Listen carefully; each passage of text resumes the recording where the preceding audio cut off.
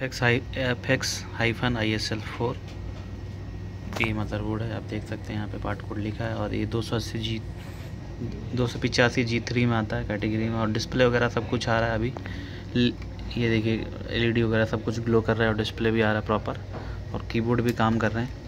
तो मैं बताना चाहूँगा कि इसमें कभी कभी चलते चलते अगर आपका डिस्प्ले चला जाता है, डिस्प्ले नहीं आता है, तो आप उस केस को कैसे रिपेयर करेंगे।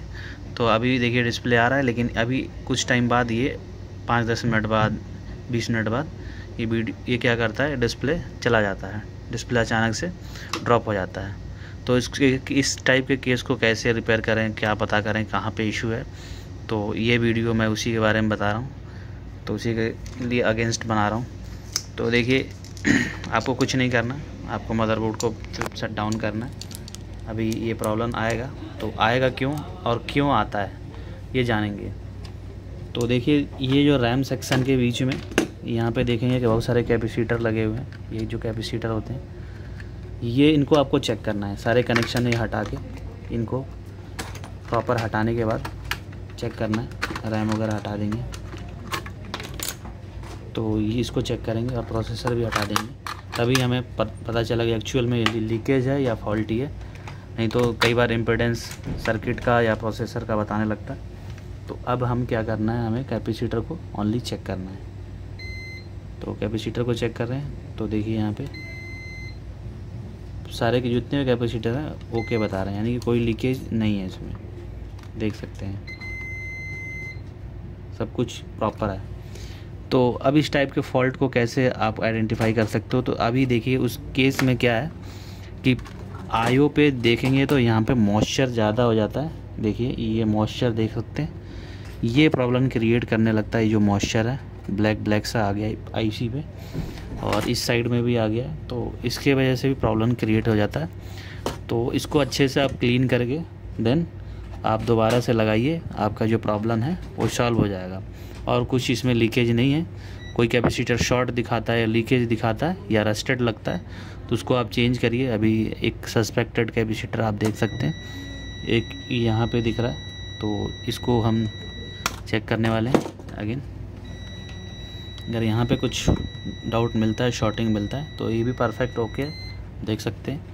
तो मॉइस्चर ही है जो IC पे आप देख सकते हैं, जो मॉइस्चर है ये ब्लैक से हो रखा है, इसी का है।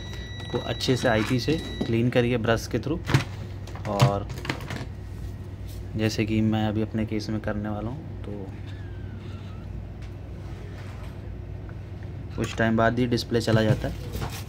आप चेक करोगे तो ऐसे ही पता नहीं चलेगा, कुछ टाइम बाद यूज करोगे तो देखिए अभी इस तरीके से आपको क्लीन करना है अच्छे से ब्रश से लेकर IP, और किसी से नहीं क्लीन करना है, और किसी कंपोनेंट पे नहीं करना है। जिस पे मैंने बताया है उसी पे करना है, नहीं तो। और इसको ड्राई होने तक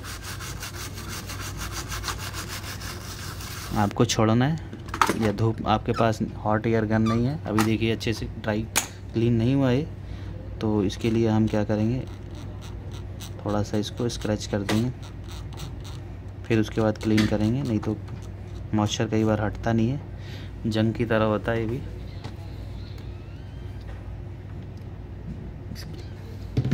इसके लिए 3-4 बार या तो साफ़ करिए या तो थोड़ा सा स्क्रैच कर दीजिए हल्के हाथों से, और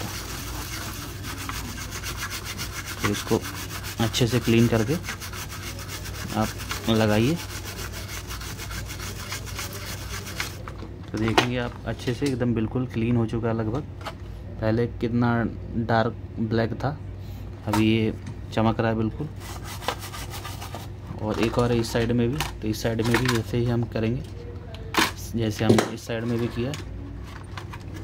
ये जिसको अगर आप छोटा मोटा एक्टिविटी करना चाहते हैं उसके लिए, जिनको नहीं पता उनके लिए, क्योंकि ये सब केस हल्के हाथों से लेने सोचते हैं कि ये प्रॉब्लम नहीं हो सकता है यहाँ से, लेकिन प्रॉब्लम यहीं जहाँ पे नहीं सोचोगे वहीं से प्रॉब्लम निकल जाता है।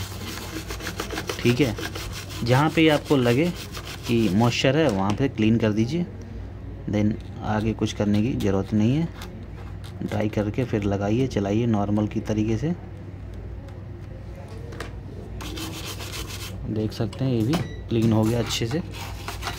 और एक बार VRM हो सके तो VRM भी, एक बार कोर IC वगैरह जो PWM है इसको भी अच्छे से क्लीन कर दीजिए। तो इसको अच्छे से क्लीन करके देन आपको लगाना है।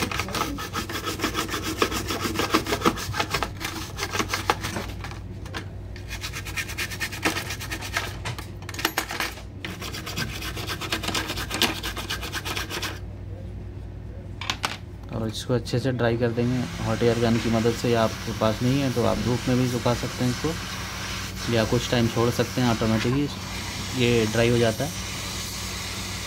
तो फिलहाल अभी मेरे पास टाइम नहीं है, तो हम क्या करेंगे, इसको अच्छे से यहाँ से ड्राई कर लेंगे।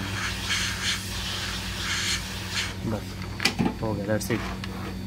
और फिर आपको लगा के चेक करना है, तो ये प्रॉब्लम नहीं आएगी।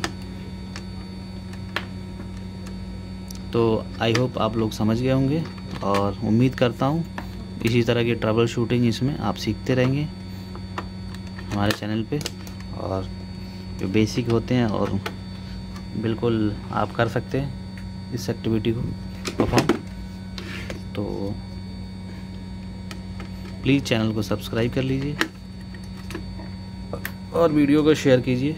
तो फ़िलहाल के लिए अभी क्या करते हैं, रैम लगाते हैं और चेक करते हैं जो डिस्प्ले वगैरह है क्या स्टेटस है। तो अभी ये परफेक्ट तरीके से ऑन हो गया, और VGA केबल लगाते हैं, देखते हैं, कीबोर्ड को भी कनेक्ट कर लेते हैं। तो देखेंगे आप, अभी मैंने कनेक्ट कर रखा है और थोड़ा टाइम वेट करते हैं।